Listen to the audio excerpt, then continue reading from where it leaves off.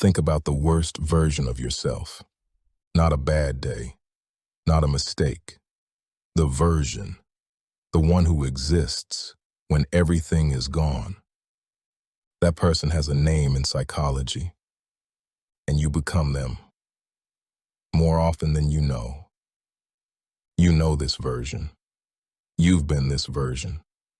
The you that exists at the end of a day that took everything. At 2 a.m., when your thoughts won't stop. After weeks of running, without anyone noticing how close to empty you are. Here's what nobody tells you about that person. It's not who you are, but it might be who you become. If you don't understand what depletion actually does to the human mind. Because this isn't about being tired. It isn't about sleep. It's about something far darker. What happens to the self when the self runs out of fuel? By the end of this video, you'll understand why depletion doesn't just change your behavior. It changes who you are. And I'll give you the one thing that determines whether the exhausted version of you destroys something or survives it. In 2011, researchers studied 1,112 parole hearings across Israeli courts over 10 months. What they found should unsettle everyone who has ever trusted their own judgment.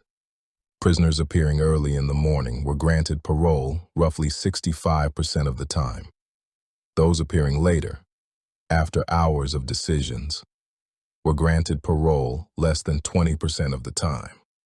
Same judge, same laws, same cases, different person. The question this study asks is not whether the judge made a mistake. The question is this: if a trained legal professional, sworn to objectivity, becomes a fundamentally different decision-maker by mid-afternoon, what does that say about every version of yourself you have ever shown someone at the wrong time of day? What does it say about the argument you had at 10 p.m., the message you sent at midnight, the decision you made when you had nothing left? We spend our whole lives assuming we are one person. The research suggests we are several, and the version that shows up depends almost entirely on how much fuel is left.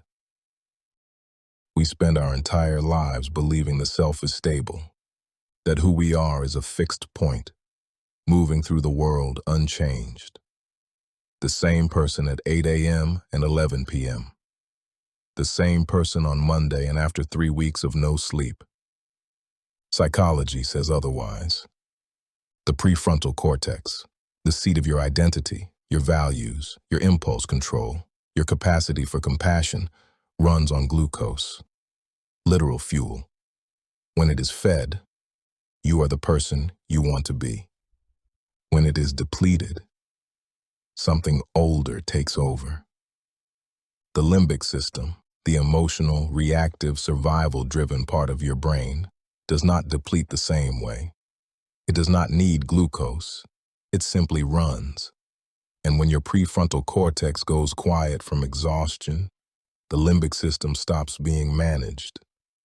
What you get is a version of yourself with all the emotion, and none of the judgment, all the fear, and none of the wisdom, all the impulse, and none of the brakes. That is the exhausted self. And it is not a malfunction. It is the oldest part of you, reverting to its most primitive operating system, because it has no other choice. The exhausted self does not simply make bad decisions. It does something more specific and more corrosive. It defaults, not to nothing, but to the oldest, most ingrained pattern available. Whatever you did as a child when the world felt unsafe, the exhausted self does that. Withdrawal, aggression, appeasement, numbing. The person who shuts down when overwhelmed, who picks a fight to feel something, who drinks or scrolls or eats, not from want, but because the part of the brain that would intervene is offline. Here is what makes this so quietly devastating over time. The people around you do not see the depletion. They see the behavior. They do not know you are running on empty. They just know you snapped, or disappeared, or said something that can't be taken back. And so the exhausted self quietly damages the things that matter most, in the moments when you are least equipped to protect them. Now, I promised you the one thing that determines whether the exhausted self destroys something or survives it. Here it is. But first, you need to understand the hidden drain most people never see, because it is not what you did today, it is what you left unfinished. Most people believe exhaustion comes from doing too much. It doesn't. Not primarily. It comes from leaving things unresolved. Soviet psychologist Zeigarnik discovered in the 1920s that the human brain fixates on incomplete tasks far more intensely than completed ones. An unresolved commitment doesn't sit quietly in your memory. It actively consumes processing power around the clock, whether you are thinking about it or not. Every email read but not answered, every conversation avoided, every decision postponed, every relationship held in unresolved tension. All of them are running in the background of your mind right now. You do not need to do more to feel less depleted. You need to close more loops. Decide. Finish. Release. The mental weight of 10 unfinished things costs more than doing all 10 of them. So, what separates the people who hold themselves together under depletion from the ones who come apart? It is not willpower. Willpower is exactly what's gone. It is not discipline. Discipline requires the prefrontal cortex to enforce it. It is structure. Specifically, decisions made in advance, systems built when you are at your best, that run automatically when you are at your worst. A morning routine that requires no choices. A boundary decided before the moment it is tested. A rule about when you do not have difficult conversations, because you already know your exhausted self cannot be trusted with them.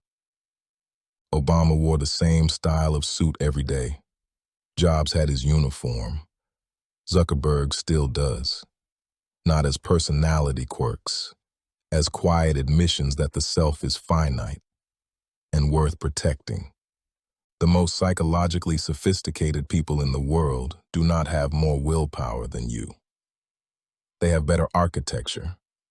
They have designed their lives so that the exhausted self has fewer opportunities to cause damage.